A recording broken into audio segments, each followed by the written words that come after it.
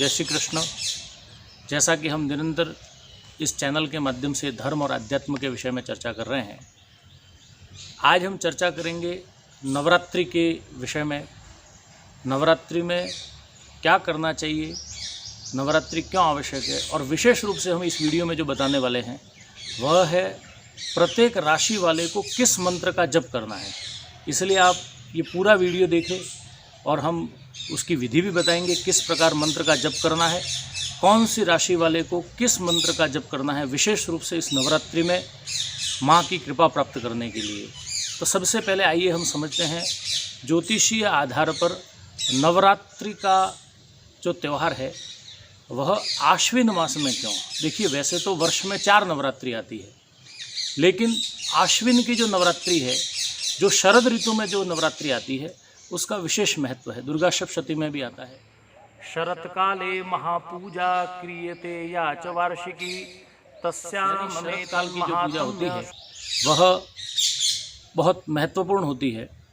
और इस शरद काल में क्यों इस पूजा का महत्व बढ़ जाता है, तो सबसे पहले इस ज्योतिषीय ग्रह नक्षत्रों के आधार पर इसको समझने की कोशिश करते हैं।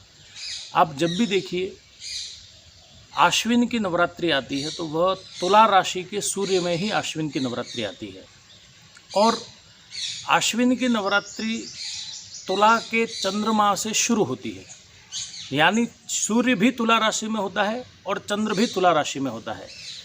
अब तुला राशि का जो सूर्य है वह नीच राशि का सूर्य माना जाता है, नीच का सूर्य माना जाता है। तो जब सूर्य अपने नीच राशि में आता है तो इस जगत में रहने वाले व्यक्ति का आत्मबल कमज़ोर हो जाता है, क्योंकि सूर्य जब कमज़ोर है तो मनुष्य का आत्मबल कमज़ोर हो जाता है। और चंद्र है वह मन का प्रतीक है, तो चंद्रमा भी तुला राशि में होता है। तो आत्मबल कमज़ोर होता है, तब आत्मबल को मजबूत करने के लिए तुला राशि के चंद्र में माँ की शक्ति की आराधना की जाती है, जिससे हमारा जो आत्मबल सूर्य के कारण कमज़ोर हो रहा है वह आत्मबल बढ़े। और यह त्यौहार ही अपने आप में शक्ति संचय का त्यौहार है। वर्ष भर हम जो कार्य करते हैं उन सब से मुक्त होकर के यह नवरात्र जो त्यौहार है वह माँ की आराधना का ही त्यौहार है। इसमें दूसरा कोई कार्य नहीं करना चाहिए। अर्थात जिस प्रकार, देखिए इसके शब्द से ही समझिए आप, इसका शब्द है नवरात्र। नव यानी संख्यावाचक शब्द ले लीजिए 9, और रात्र यानी नाइट्स। तो नवरात्रि का यह जो त्यौहार है, इसके शब्द से ही मालूम चलता है कि नवरात्र। अब रात्रि किस लिए होती है, तो देखिए हम जगत के सामान्य व्यवहार में देखते हैं तो हम दिन भर कार्य करके थक जाते हैं और रात्रि में हम विश्राम करते हैं और दूसरे दिन के लिए हम नई ऊर्जा के साथ में कार्य करने के लिए तैयार होते हैं। इसी प्रकार वर्ष भर की मानसिक चिंताएं, मानसिक संताप, शारीरिक कष्ट जो कुछ हमको प्राप्त होता है जो हमारे जीवन शैली के माध्यम से, उन सब से मुक्त होने के लिए इस नवरात्रि में विश्राम करना है। कहाँ पर विश्राम करना है, तो माँ की गोद में। क्योंकि जब बालक अपने माँ की गोद में विश्राम करता है तो उसके सारे कष्ट, सारी चिंताएं मिट जाती है। तो हमें भी सब कार्य छोड़ करके माँ जगदम्बा के गोद में बैठ करके, माँ जगदम्बा के सानिध्य में बैठ करके इस नवरात्र का त्यौहार मनाना चाहिए। और इस नवरात्र में जो आराधना अवसर किया जाता है, जो नवरात्र में उपासना की जाती है, उसका हमारे जीवन में वर्ष भर जो शक्ति संचय हम इस नवरात्रि में करते हैं, वर्ष भर हम उसका लाभ मिलता है हमें उसका। और उस लाभ के कारण से हमारे जीवन में नई ऊंचाइयों को, नई प्रगति को हम प्राप्त करने में सहायक होते हैं। इसलिए प्रत्येक व्यक्ति को जगदम्बा की आराधना करनी चाहिए, और शक्ति के बिना तो सब अधूरा है। हम एक उदाहरण के माध्यम से समझते हैं कि शक्ति की आराधना कितनी आवश्यक है। देखिए, आप किसी भी देवता को मानने वाले हो, आपके इष्ट आराध्य कोई भी देवता हो सकते हैं, लेकिन जब बात शक्ति की है तो कोई भी देवता शक्ति के बिना, जिस देवता के पास में शक्ति तत्व नहीं है, तो वह देव अपना खुद का जो प्रकाश है, उनका जो देवताओं का जो एक आभा मंडल है वह क्रियान्वित नहीं होता, क्योंकि शक्ति का अर्थ ही है क्रिया शक्ति। तो जब तक आप किसी भी देवता को देखिए, चाहे हम शिव को ले लीजिए तो उनके साथ में शक्ति के रूप में उमा है, रामचंद्र जी को ले लीजिए तो शक्ति तत्व के रूप में सीता जी हैं, और भगवान श्री कृष्ण को लेते हैं तो शक्ति तत्व के रूप में उनके साथ में राधा जी है। भगवान विष्णु को लीजिए तो उनके साथ में लक्ष्मी जी है। यानी कोई भी देव शक्ति के बिना, उस शक्ति तत्व के बिना अपना प्रभाव नहीं दिखा सकते हैं। देवी भागवत में बहुत अधिक वर्णन आता है, हम यहाँ इसकी अधिक चर्चा नहीं करते, लेकिन एक उदाहरण के माध्यम से समझते हैं।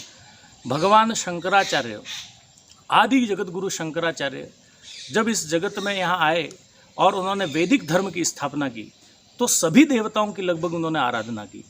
एक बार ऐसा जीवन में उनके घटनाक्रम हुआ कि उनको शारीरिक व्याधि प्राप्त हुई और उस व्याधि के कारण से उनका शरीर इतना अशक्त हो गया।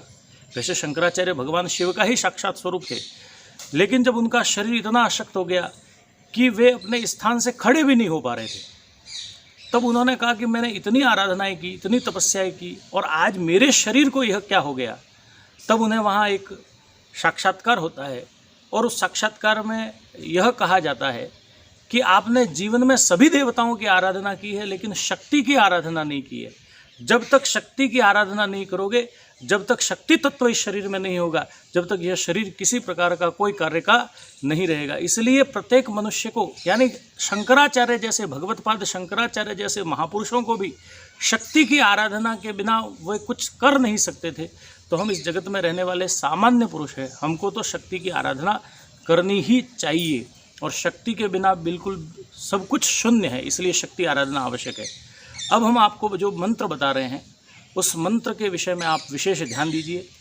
ये जो मंत्र बता रहे हैं, देखिए मैं यहाँ इस वीडियो के माध्यम से आपको ये बता रहा हूँ कि इन मंत्रों का विधि पूर्वक, और जो व्यक्ति इसका अधिकारी है वह इसका जो जप करता है, क्योंकि ये मंत्र साधकों के लिए, जो जगदम्बा की साधना कर रहे हैं, तो जो साधक, जो व्यक्ति इन मंत्रों का विधि पूर्वक, हम विधि भी बताएंगे, विधि पूर्वक जो इन मंत्रों का जप आदि कर्म करेगा, निश्चित रूप से उसको 100% इसका फल प्राप्त होगा। आपको जीवन में चाहे आर्थिक कष्ट मिल रहा हो, चाहे आप किसी भी तंत्र बाधा से आप पीड़ित हैं, या आप ग्रह क्लेश आदि से पीड़ित हैं, तो इन सब से मुक्त होने के लिए हम यहाँ प्रत्येक राशि वाले के लिए मंत्र बता रहे हैं कि कौन सा मंत्र उनको जप करना चाहिए। तो हम एक एक मंत्र का उच्चारण करेंगे, और उस मंत्र को हम यहाँ नीचे डिस्क्रिप्शन में भी उस मंत्र को आप प्रदर्शित करेंगे, तो वहाँ से आप नोट भी करिएगा, और इस मंत्र की विधि क्या है वह भी हम आपको आगे बताएंगे।